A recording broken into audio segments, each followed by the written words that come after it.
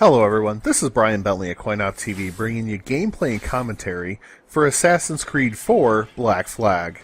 I'm playing this on the Xbox 360 right here, and so we are probably just an hour or two into the game, and you are playing as Edward Kenway, who is the grandfather of Assassin's Creed 3's main protagonist, Connor. So, you're kind of a wily pirate guy, and I don't want to give away too much of the story, but basically, you're not really a part of the Assassin's Guild at this point. So, right here, we kind of got captured because we were going to free the man.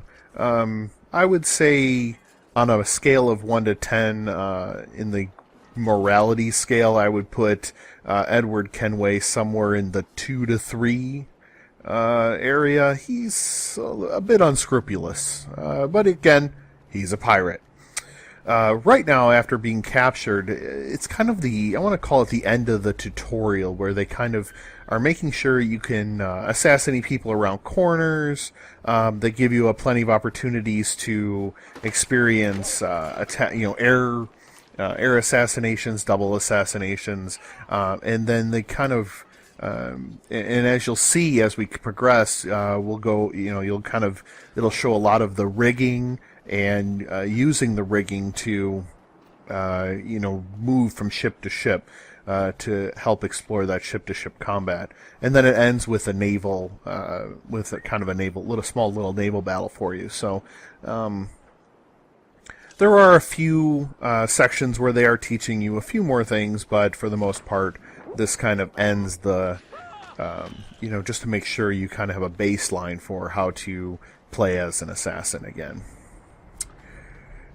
So I've now finishing the. Actually, I'm not really sure what I'm doing. I've completed the optional objective of using the assassinate around corners, and I'm finally going to get my my swords and my pistols back. So it's going to be time to rock it. I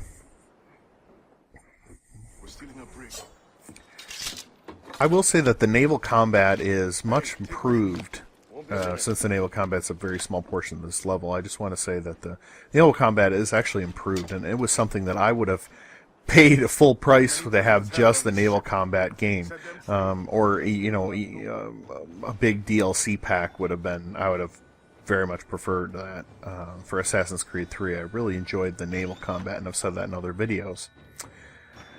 So now our optional objection is to jump from ship to get from ship to ship, and free the other pirates so that we have somebody to run the ship, to actually man the ship. So, like I said, this is a good opportunity to really hone up your skills. I have my hidden blades. I've done a corner. I do a few. I'm sure I'll get around to it, but we'll do some air assassinations and things. But overall, I'm really liking the, being able to take the ship around. I shouldn't call it a boat. The ship around, as well as, like I said, there's the improved naval combat. But even the, in a previous versions of Assassin's Creed, there were always these, city hubs, and there's more of them. And it's not that the cities themselves are necessarily bad, but they're kind of they're smaller, more intimate settings. And there doesn't seem to be quite as many collectibles, which is both a good thing and bad thing. It's something that I really enjoy doing in the game, but at the same time, with a increased, with a lot fewer opportunities to do that, I don't find myself dawdling in one particular city for very long. So, when you're in Havana, I was not there very long. Now, I was there a fair amount of time, but I also feel like there is, they really encourage you to explore. It's definitely nice. I will say I kind of miss some of the more puzzly aspects that were in, say, Assassin's Creed 2 or Assassin's Creed 2 Brotherhood. I kind of wish there was a little bit more of that. They do have these Mayan statues you can find, but the puzzles are like, you know, a grown person doing a 60-piece puzzle. It's not very difficult. So I've freed some pirates here, and I personally like this. So one of the things about the ships being close to one another is you have this opportunity to move from ship to ship. So notice I'm on one ship, and I just... Wow, okay. That must have been a different playthrough. When I think it was on the Xbox One when I jumped and basically ran across from one rigging to another on a different ship. Wow, that could have been a good demonstration for you, but maybe I'll try to get something like that when I do the Xbox One footage. Of course, you have your pistols, which I find hilarious. I stop and decide to do a reload right here in the middle of everything. As well as the fact that it's full of powder and wad that I was swimming a second ago. Meh. Oh well, that's just reality getting in the way. Speaking of reality, they've done a really good job, especially with water effects, you know, and clothing effects. I know that seems like a very, very silly thing, but to me it's important. I mean, because I've played so many versions of Assassin's Creed before, you know, you get an Altair costume, you get a Ezio costume and a Connor costume. So when you put on the Altair costume, you know, it's very, very white. Oh, I hate the guys who throw the bombs, man. Those are annoying, especially when I get too close. You know, but I have the Altair costume on, and I am in all white. So when I get into the water, I get drenched, and the translucence, or you know, becomes it becomes much more opaque, so that as you dry off, you can see the water dripping off of you, and then as you dry off, you know, the costume then I don't want to say becomes whiter. That's not the right word. Is no longer soaked, then it's not stuck to your skin. It has an opportunity to breathe. So they've really done a great job on those kind of effects. On the other hand, the other water effects, such as rain, they've really done a great job of capturing kind of elemental effects in the system, and I'm sure that's just a part of the you know, the Abstergo engine, and I think that, you know, it's a really great improvement. And although I think there's a, you know, the Xbox One does handle the effects a little better, even here in the Xbox 360 version. You're still talking about some really great, you know, like a weather shift. You know, so I'm in Havana, and I'm trying to get a Assassin contract, and I'm letting the bird out, and all of a sudden, the wind just picks up, and you can see, you know, different, both, you know, the trees, the bushes, myself, you know, being affected. And this is a lot more obvious on the Xbox One version, and I'll explain that more when I do the recording. But you could actually see the wind on the puddles moving the water. That was, I mean, it's a small thing. I'm not going to lie. It's a very, very small thing, but it meant a lot to me. Like, I mean, that's just something I think is really, really cool, and I want to be a part of this, you know, the situation. So that's just me. But even here, you can see, you know, some ripples on the waters. You can see some really great effects there. You know, but Assassin's Creed's not all about graphics or anything like that. So let's continue to talk about it. Again, I don't want to get too much into the story other than you're a pirate. There is an out of the engine, or out of the Animus component, where you are working at Abstergo Entertainment. There's, it's interesting how they're developing it. I kind of was very curious how, especially at the end of Assassin's Creed 3, where maybe it was not the ending that we were all hoping for, but it was an ending, the end of the Desmond Miles story. And so, just like the universe continues, even without one of its main characters.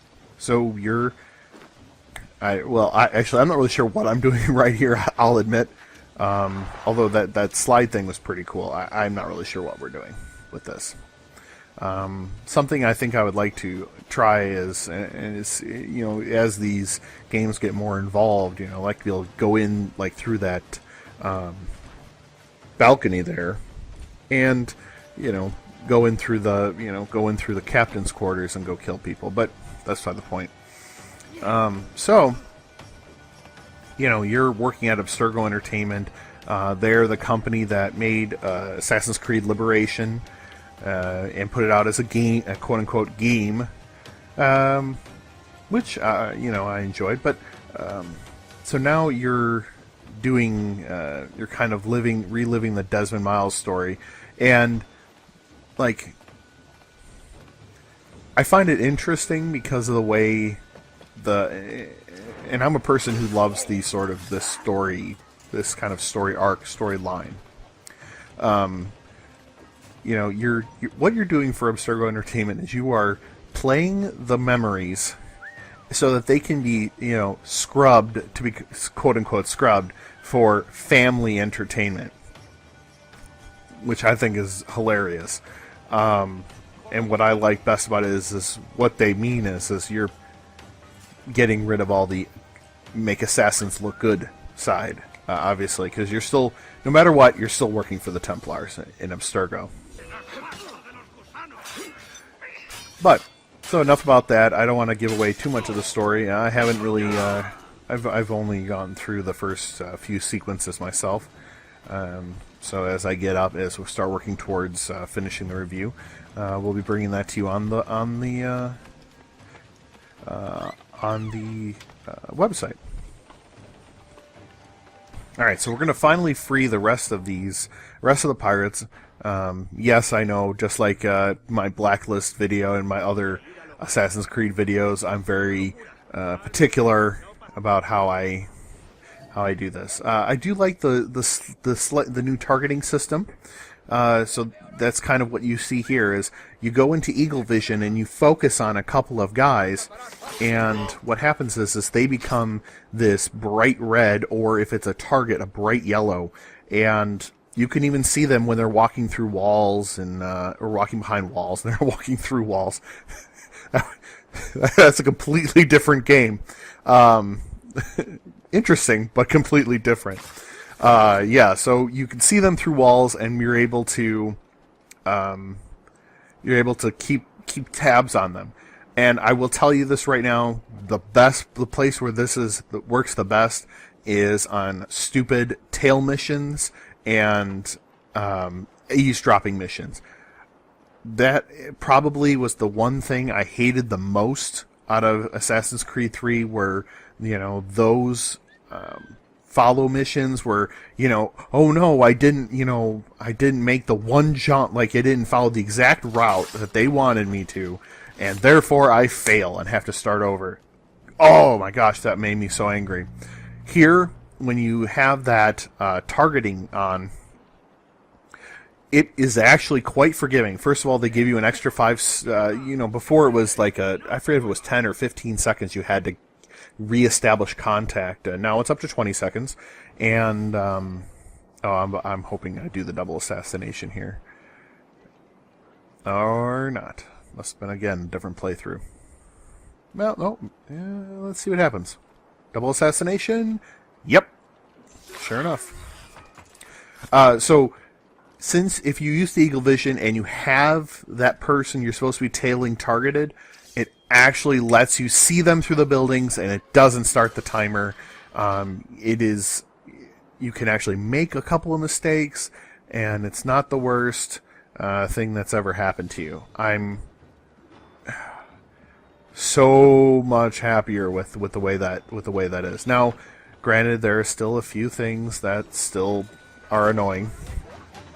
I'm not gonna lie. Oh, wait, no. Cool segment coming up. Love the rope. Grab the rope and swing over to another ship.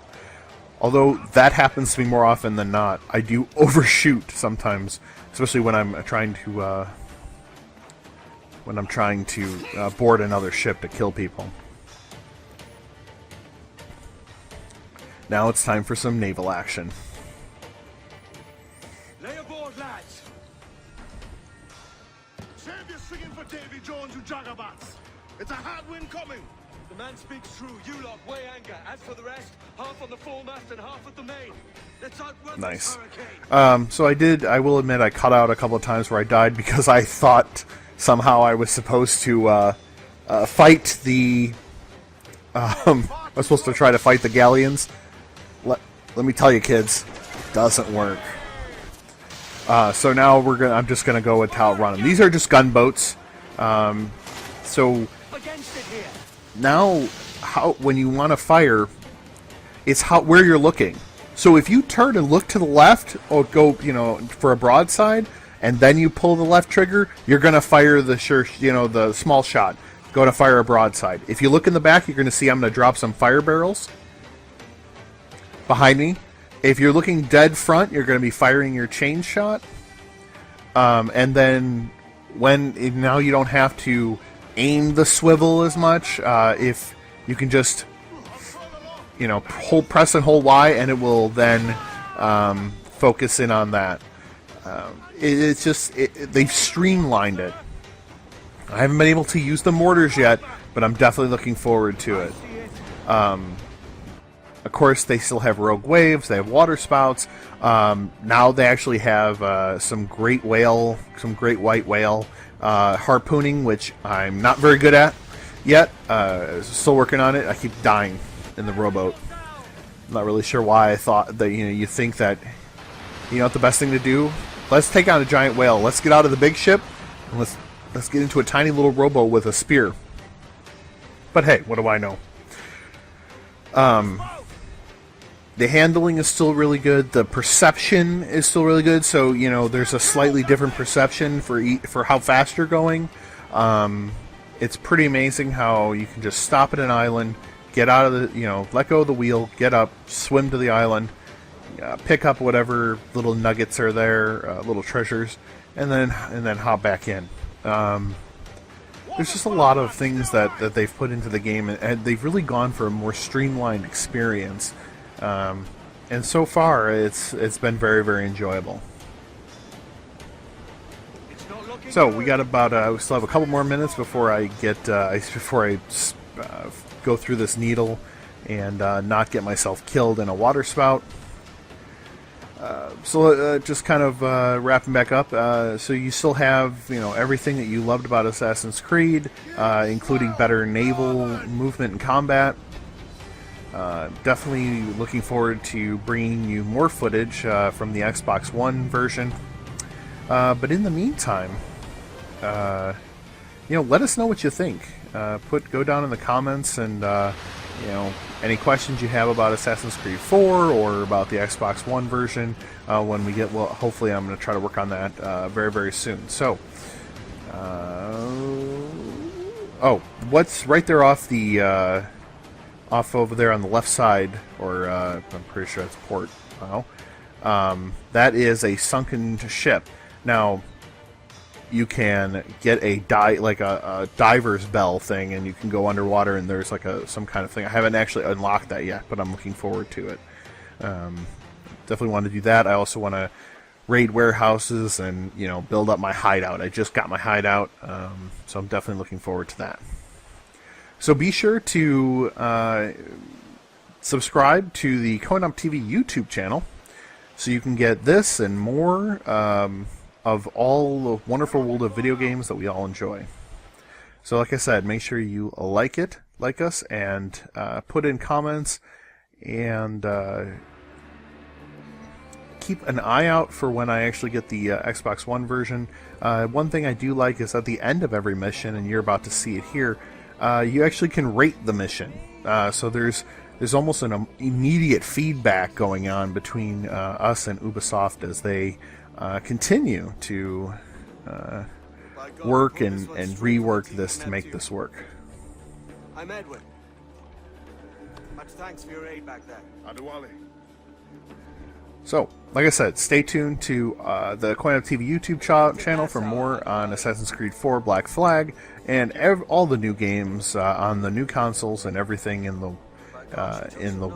this world of video games. So, again, thank you very much, I think I'll keep her. and be sure to We're taking this one home.